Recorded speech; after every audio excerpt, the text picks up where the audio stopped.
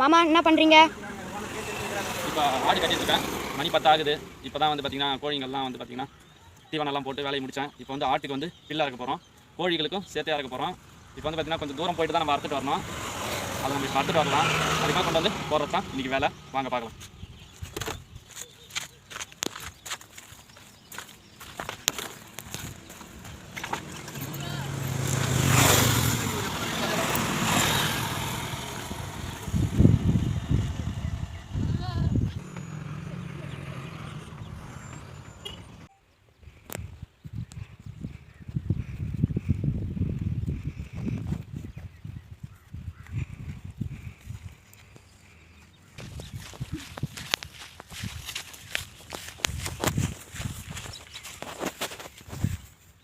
இப்போ வந்து பார்த்திங்கன்னா நம்ம பில் அறுக்க வேண்டிய இடத்துக்கு வந்தாச்சு.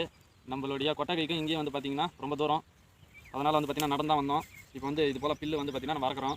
வெயில் காலம் அப்படின்றதுனால வந்து பார்த்திங்கன்னா சுற்றி பில்லு எங்கேயுமே இல்லை, இங்கே மட்டும் தான் இருக்குது. அதனால் வந்து பார்த்திங்கன்னா ஆட்டுக்கு இங்கே தான் அறுக்க போகிறோம். இது மாதிரி பில்லு வந்து பார்த்திங்கன்னா எடுத்துகிட்டு போயிட்டு கோழிகளுக்கும் போட போகிறோம். அதை நான் உங்களுக்கு காமிக்கிறேன். இப்போ இருக்கிற பில்லு நான் கொஞ்சம் அறுத்துட்டு நம்ம போகலாம்.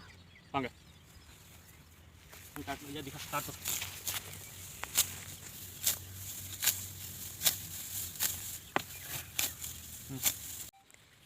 இப்போ பில்லு அறுத்தாச்சு, நம்ம கிளம்பிட்டோம். வெயில் ரொம்ப அதிகமாக இருக்குது, அதனால் ஆட்டுக்குட்டிக்கு மட்டும் கொஞ்சமாக அறுத்துக்கிட்டு கிளம்பிட்டோம்.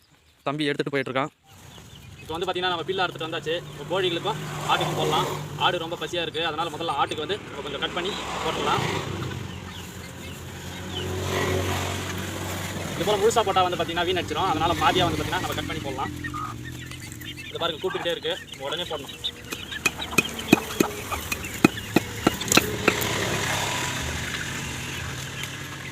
கொஞ்சமாக போடலாம், அதுக்கப்புறமா கொஞ்சம் நேரம் பொறுத்து போடலாம். கோழிகள் வந்து இப்போயே வர ஆரம்பிச்சிருச்சு, அவங்களுக்கும் கொஞ்சம் போட்டுருவோம்.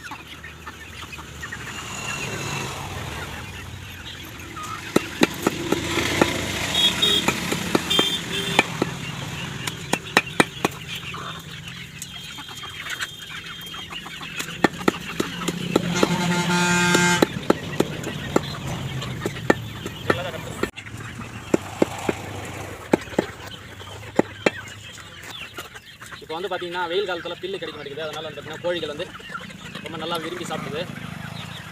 ரொம்ப வெயில் அதிகமாக இருக்குது, அதனால தான் வந்து பார்த்திங்கன்னா வேறு ஊற்றிக்கிட்டே இருக்குது. இது பார்த்திங்கன்னா ஒன்று விடாமல் சாப்பிட்றோம்.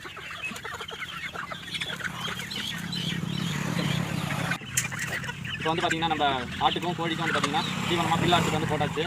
இதே போல் தான் நான் தினமும் செஞ்சுக்கிட்டு இருக்கேன். அது ஒரு வீடியோவாக போடலாம் அப்படின்றதுக்காக தான் இந்த ஒரு பதிவு. இது உங்களுக்கு பிடிச்சிருக்குன்னு நம்புறேன். இன்னொரு வீடியோவில் பார்க்கலாம். நன்றி, வணக்கம்.